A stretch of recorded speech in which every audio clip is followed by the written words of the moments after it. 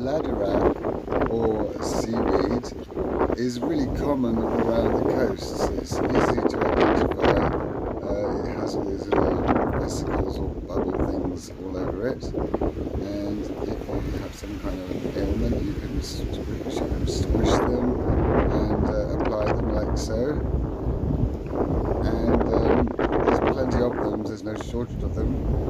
They are also edible and very nutritious. The plant has antibacterial and anti-fungicide qualities as well as wound healing. It's also a laxative and cleanses the blood.